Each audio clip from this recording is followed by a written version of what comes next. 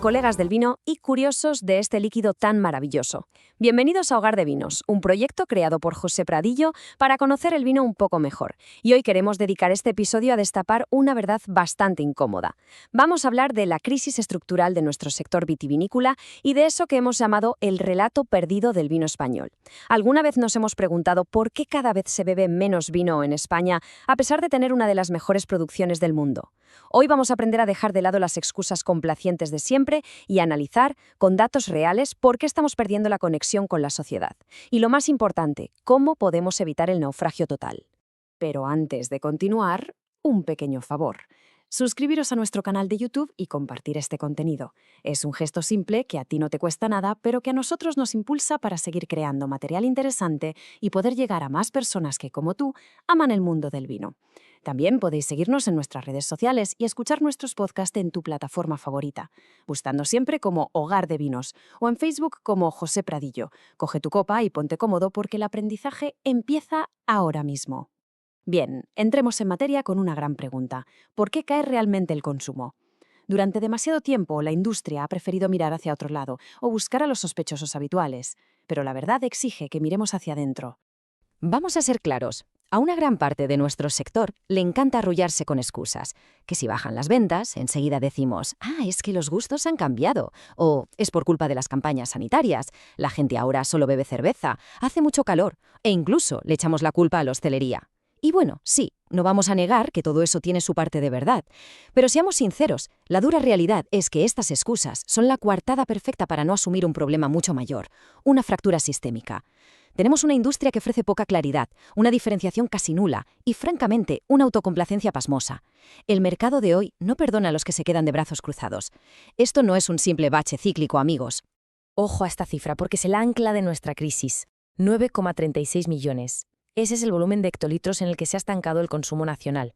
Estamos hablando de una caída interanual que rondó entre el 4 y el 5,2% a inicios de este ciclo, según los datos que manejan la OIB y el Infovive.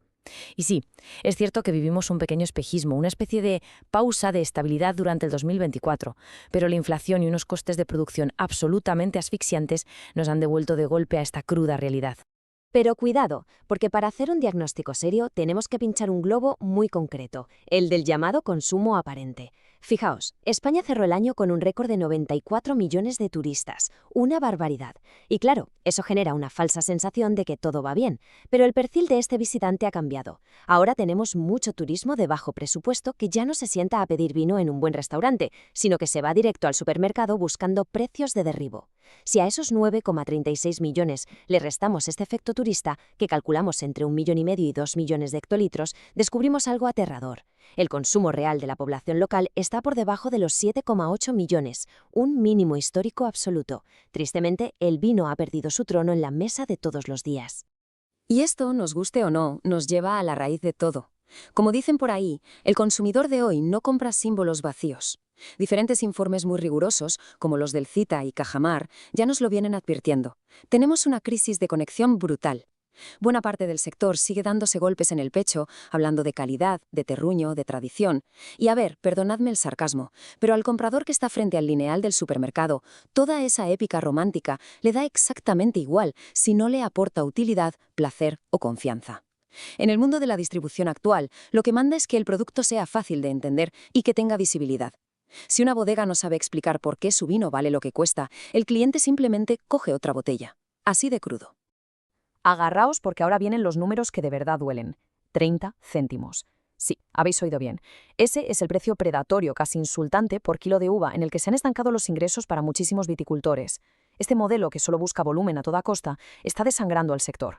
Para que nos hagamos una idea de la magnitud de esta tragedia, solo en la última década han desaparecido 53 bodegas y casi 3.000 viticultores en una zona tan emblemática como la denominación de origen calificada Rioja. Esto no es mala suerte. Este es el sangrado lento de un sistema donde los costes no paran de subir y los precios que se pagan en el campo son una auténtica miseria. Y claro, la consecuencia directa de pagar a 30 céntimos el kilo es un desastre preanunciado. Atención a esto. El 50% de nuestra superficie de viñedo nacional es, a día de hoy, técnicamente inviable.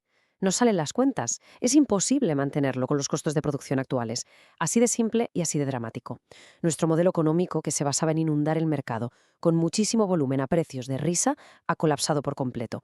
Y mientras en el campo sufren lo indecible, ¿qué está pasando en muchas bodegas? Pues que nos topamos de frente con lo que me gusta llamar el ego de la etiqueta. Tenemos un mercado totalmente partido en dos. Por un lado, el vino barato que se vende solo por precio y por otro, el gran lujo que se vende porque tiene una historia increíble detrás. Pero en medio hay un montón de bodegas que se comportan como si fueran marcas de culto. Quieren venderse como premium, pero sin hacer los deberes. Quieren que se les trate como un producto de lujo, pero luego invierten apenas un triste 7,6% en marketing digital. Es un racaneo promocional que roza lo absurdo. Sin una historia que contar, sin educar al consumidor, el vino se convierte en una simple mercancía más. Y adivinad qué, el comprador pasa de largo.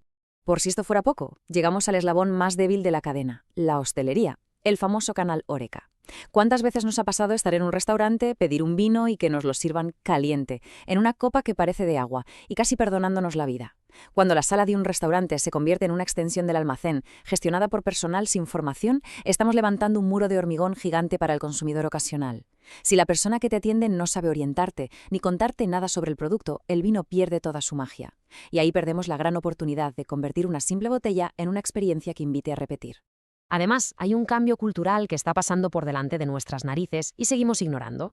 Instituciones como IUSRR son muy claras. Las nuevas generaciones buscan moderación, cuidarse, bienestar. ¿Y nosotros qué hacemos? Seguimos usando un lenguaje enológico arcaico, pesadísimo, lleno de tecnicismos que chocan de frente con la rapidez y la inmediatez digital de hoy en día.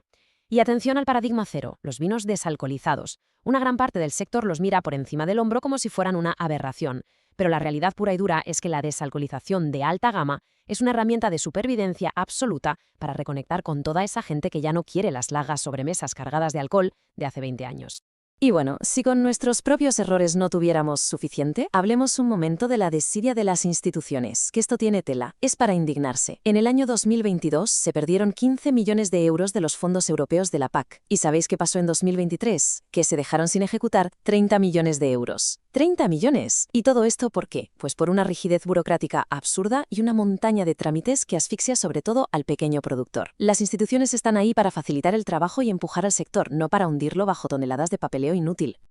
Y dentro de toda esta red de normativas no podemos olvidarnos de nuestras intocables denominaciones de origen. Toca hacer un poco de autocrítica. Nacieron con una misión noble, proteger nuestro patrimonio, pero muchas se han acomodado en una zona de confort que es peligrosísima. Pensadlo bien. Cuando alguien ve que una misma pegatina, una misma contraetiqueta de una DO ampara tanto un vino excepcional hecho con una ambición tremenda como una producción que es directamente mediocre, pues la credibilidad se esfuma. La DO tiene que ser una garantía real de lo que hay dentro de la copa, no un paraguas enorme para esconder la mediocridad.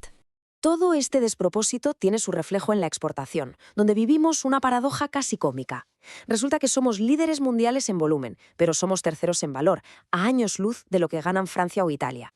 Fijaos en el último balance. Nuestro volumen exportado cayó un 5%, pero curiosamente el valor subió un 1,4%. El dato revelador: el valor por litro se incrementó un 6,7%. La estrategia se dibuja sola, es clarísima. La supervivencia de nuestro sector pasa por vender menos cantidad, pero venderlo mucho más caro. Tenemos que poner el foco en mercados de alta rentabilidad, como Estados Unidos, donde se paga a unos 6 euros el litro, y dejar de depender de malvender millones de litros a 3 euros en Alemania o el Reino Unido. Muy bien, el diagnóstico lo tenemos claro. Nos sobra volumen, nos falta diferenciación, vendemos a precios de risa y nos cuesta horrores hacer autocrítica. Pero oye, no todo está perdido. Aún podemos salvarnos si asumimos que toca hacer una reinvención estructural profunda. Existen 4 líneas de acción que son urgentes y que necesitamos aplicar desde ayer. Primero, hay que ajustar nuestra superficie de viñedo. Segundo, invertir dinero de verdad en crear marca. Tercero, garantizar la soberanía del productor haciendo cumplir a rajatabla la ley de la cadena alimentaria para acabar con esos precios de miseria en el campo. Y cuarto, cómo no, alcanzar la excelencia en la prescripción, formando a nuestros profesionales de la hostelería. Y toca detenerse en el primer punto, que sabemos que es el trago más amargo que el sector va a tener que pasar: 225.000 hectáreas. Esa es la cifra. Necesitamos implementar un plan de arranque controlado de como mínimo el 25% del viñedo actual. Es un ajuste durísimo, lo sabemos, pero es absolutamente vital. Y ojo, esto tiene que hacerse priorizando siempre un enfoque social, pensando en aquellos viticultores que, desgraciadamente, ya no tienen relevo generacional. Es la única manera realista de equilibrar la balanza entre lo que producimos y lo que realmente vendemos. Para ir cerrando este análisis, tenemos que ser brutalmente honestos. El vino español no necesita que lo sigamos defendiendo con nostalgia ni viviendo de las rentas del pasado. Lo que necesita es justificarse con mérito hoy, en el presente.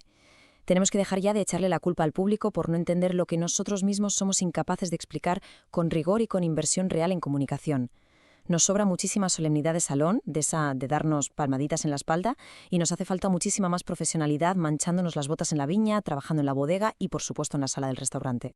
Espero que este vídeo te haya ayudado a entender la verdadera magnitud del desafío que enfrenta nuestro sector vitivinícola y las soluciones reales que tenemos sobre la mesa. Tal vez, a partir de ahora, prestes más atención a las etiquetas, a las historias reales detrás de cada botella y exijas la calidad y profesionalidad que nuestro vino verdaderamente merece. Si este contenido te ha resultado útil, dale a me gusta y compártelo para que nuestra comunidad siga creciendo. No olvides seguirnos en redes sociales, suscribirte a nuestro canal de YouTube y escuchar nuestros podcasts en tu plataforma favorita. Búscanos siempre como Hogar de Vinos. Este es un proyecto realizado por José Pradillo para ayudarnos a saber y conocer un poco más sobre esta maravillosa bebida. Porque recuerda, el vino se aprecia más si se conoce mejor. Nos vemos en la próxima copa.